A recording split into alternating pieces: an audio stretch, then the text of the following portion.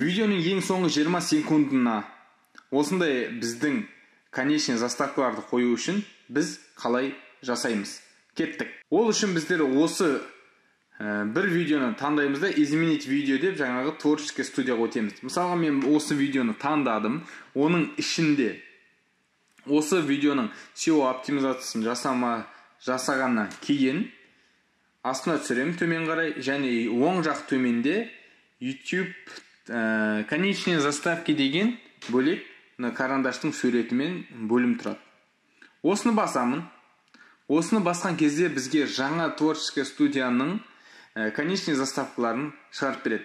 Бұл жерде осындай үлгідегі конечный заставкаларды қолдануға болады. Мысалға, мына біреуін таңдайтын болсам, бізде бір видеомен бір кнопка подписаться дегенді қоя аламыз. Көрдіңіздер ме? Мысалға, мынаны басатын болса, кнопка подписаться шығады, ал мына жерге самый подходящий видео деген видео шығады. Егер мынаны мен өзгерте де алам. Самый новый, яғни каналдағы ең соңғы шыққан видео осы жерде тұрады. Ал самый подходящий деген бұл YouTube-тың өзі жаңа көрерменнің құлшынысына қарай, қандай видеоларды қарады, немесе осы видеоға ұқсас тағы да видеолар болатын болса, тақырыбына сәйкес, басқасына деген сияқты өзі YouTube шығарып береді. Немесе выбранные видео деген бар. Осыны басатын болсам, мен өзімнің каналымдағы кез келген бір видеоны таңдап қоя аламын. Мысалға мынаны қойған кезде мен өзімнің бір видеомды таңдап қойдым, және сол видео мәңгілік тұра береді осы жерде ең соңғы бөлігінде. Яғни осы видео.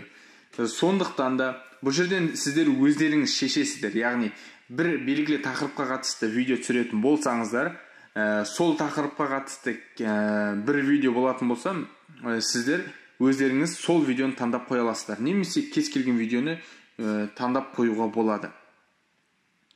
Кеттік, келесі түрін көрсетейік. Мысалға, бұл жерге сіздер 2-3 видеоны қоя аласыздар. Ол үшін мына жерде добавить элемент, плюс ол жерде видео, плейлист, канал, ссылка.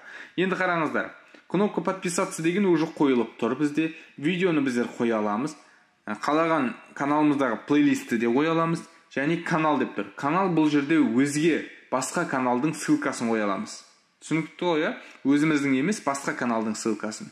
Немесе бұл жерде ссылка деген кнопка тұр. Ол жерге бізде сайт, яғни бұрын бұл жерде сайт деген болатын. Яғни сайтқа біздерде каналмен сайт тіркеліп тұрған кезде ғана қоя аламыз. Яғни ол үшін кодтар бар арнайы, сол кодтарды сайтпен прикреплять етіп, байланыстырып, сол байланысқан ғана сайтты қоя аламыз.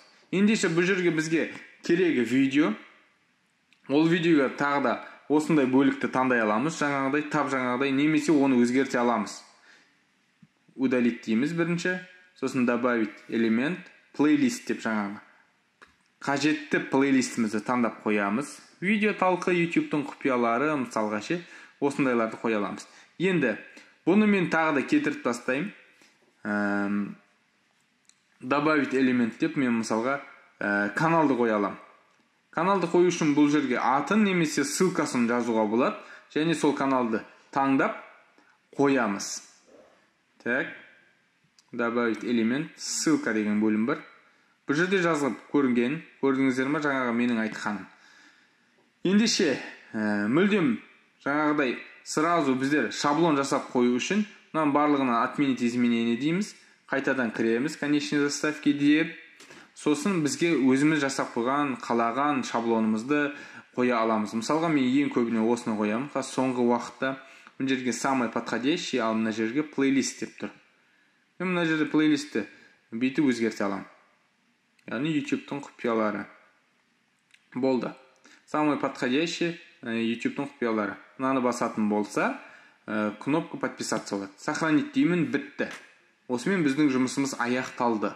Енді қазір YouTube-ты обновить етіп, жаңағы шыққан элементтерді көретін боламыз. Көрдіңіздер ме? Мінекей, канал ашу, бұл YouTube-тың маған случайный подбормен бергені, YouTube-тың алғашқы баптаулары, ал мынау менің өзімнің салып қойған плейлистім. Ал бұл кнопка подписаться, яғни осыны басатын болса, каналға өтіп кетеді, немесе сразу кнопканы басып подписаться етуге болады. мына жерде подписаться деген подписчиктерге шығады. Кнопка қап-қызыл. Осымен бүгінгі видео тәмам. YouTube-тың конечный заставкаларын қоюды үйрендіңіздер деп ойлаймын. Егер видео пайдалы болса, бөлісіңіздер. Тағы қандай видео түсіру керек, біздің осы видеоның астына жазып қойыңыздар. Барлықтарыңызға сау саламатта болыңыздар. Амандықта жолыққанша.